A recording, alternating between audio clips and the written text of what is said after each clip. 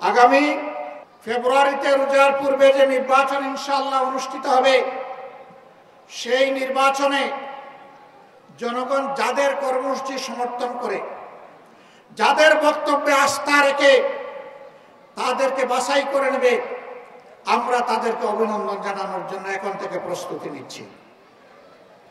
যদি আমাদের দলকে জনগণ বেছে নেয়, আমরা সকল রাজনৈতিক দল এবং শক্তিকে আহ্বান জানাবো, আপনারাও আমাদেরকে সমর্থন দিবেন, অভিনন্দন জানাবেন এবং আপনাদেরকে সাথে নিয়েই আমরা দেশ গড়ব ইনশাআল্লাহ।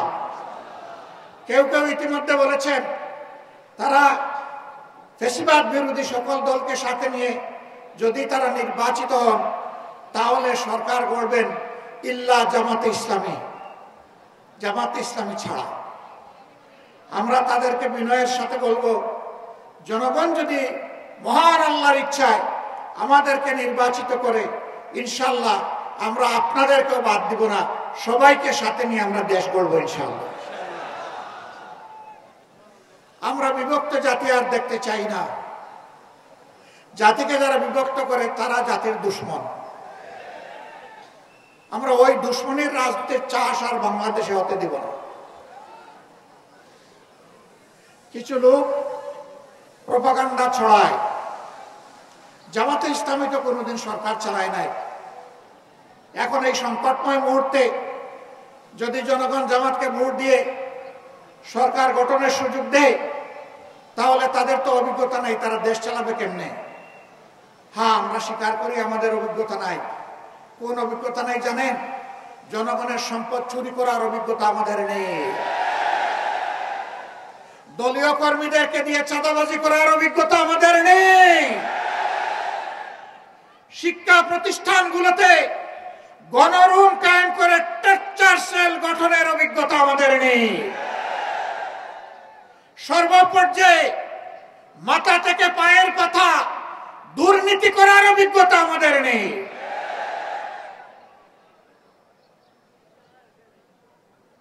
আমরা ক্ষমতায় যাইনি ঠিক আছে, কিন্তু 5 বছরের জন্য আমরা ছিলাম ক্ষমতার ছোট্ট অংশীদার। 2001 থেকে 2006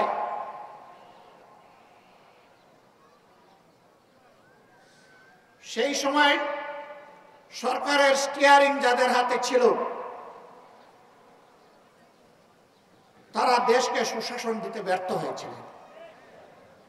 সেই সময় দেশ 4 বার দুর্নীতিতে বিশ্ব চ্যাম্পিয়ন হয়েছিল, কিন্তু মাহবুদের অশেষ মেহেরবানি বাংলাদেশ জামাতে ইসলামীর সেই সময়কার সম্মানিত আমিরে জামাত, সেক্রেটারি জেনারেল, এই 2 জন মন্ত্রী ছিলেন। 3টা মন্ত্রণালয়ে তারা সেবা দান করেছেন জনগণকে। তাদের শাসনামল শেষে অনুবীক্ষণ যন্ত্র দিয়ে, টেলিস্কোপ দিয়ে তাদের কোন দুর্নীতির স্বজনপ্রীতি ছিল কিনা তা আবিষ্কার করার জন্য বিভিন্ন মহল ঝাঁপিয়ে পড়েছিল।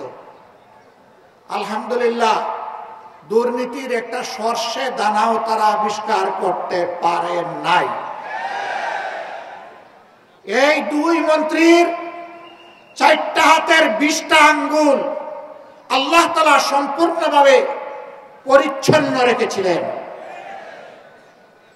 তারা প্রমাণ করেছেন এই 2টার সাথে আরো 10টা মন্ত্রণালয় যদি জামাতে ইসলামের লোকেরা পরিচালনার সেবা দেওয়ার সুযোগ পেতেন, তাহলে 12টা মন্ত্রণালয় একই ধরনের পরিচালিত হতো, জনগণ উপকৃত হতো।